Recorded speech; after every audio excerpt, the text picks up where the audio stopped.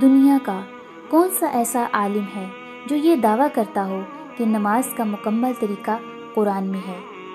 کوئی ایسا عالم نہیں۔ دنیا کی کون سی ایسی مسجد ہے جہاں وہ صلاۃ قائم کی جاتی ہو جو قرآن میں ہے؟ کوئی بھی ایسی مسجد نہیں۔ پھر آنکھیں بند کر کے ہم 5 وقت کون سی ایسی عبادت کرتے چلے جا رہے ہیں جس کو نہ صرف دنیا کے تمام عالم قرآن سے ثابت کرنے میں قاصر اور بے بس نظر آتے ہیں، بلکہ دنیا کی تمام مساجد بھی اس غیر قرآنی عبادت کے دفاع میں مٹی کا ڈھیر ثابت ہوتی ہیں۔ اور سب سے بڑھ کر قرآن کریم کی مبارک آیات میں اس لفظ کا تو عکس بھی موجود نہیں۔ یہ وہ عبادت ہے جس کو ہم نماز کہتے ہیں، لیکن اسی نماز کے بارے احادیث میں یہاں تک لکھا گیا ہے کہ نماز جنت کی کنجی ہے، نماز دین کا ستون ہے، نماز مومن کی معراج ہے۔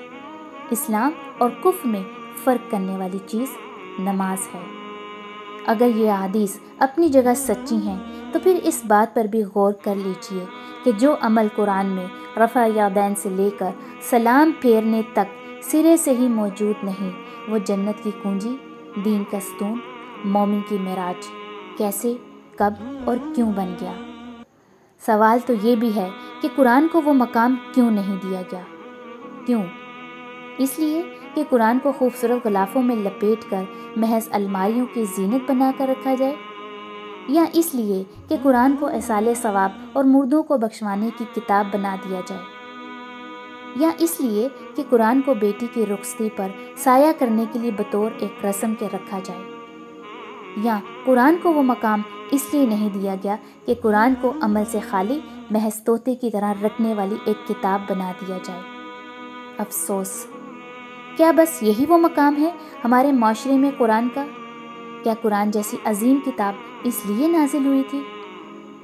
قرآن نہ جنت کی کنجی، نہ مومن کی معراج، نہ دین کا ستون، اور نہ اسلام اور کفر میں فرق کرنے والی چیز۔ یہ سب باتیں قرآن کی بجائے ایک نماز کے ساتھ کیوں منسوب کر دی گئیں؟ سوچئے۔ ان تمام باتوں سے ثابت تو یہی ہوتا ہے کہ قرآن اگر چھوٹ بھی جائے تو فکر کی کوئی بات نہیں، کیونکہ ایک نماز ہی تو مومن کی معراج، دین کا ستون اور جنت کی کنجی اور اسلام اور کفر میں فرق کرنے والی ہے۔ قرآن سے دوری کے ان چند جملوں نے امت کے ساتھ ایسا کھیل کھیلا کہ قرآن پر تدبر و تفکر کے تالے لگ گئے۔ رسول کے نام پر چند منٹ کی نماز سے جنت کی کنجی جب ہاتھوں میں تھما دی گئی، اب بھلا کوئی قرآن کیوں کھولے، کیوں پڑھے، کیوں سمجھے، کیوں عمل کرے، اور کیوں جانے کہ چند منٹ کے اس عمل سے باقی کا وقت رب کی اطاعت گزاری میں گزر رہا ہے یا نافرمانی میں؟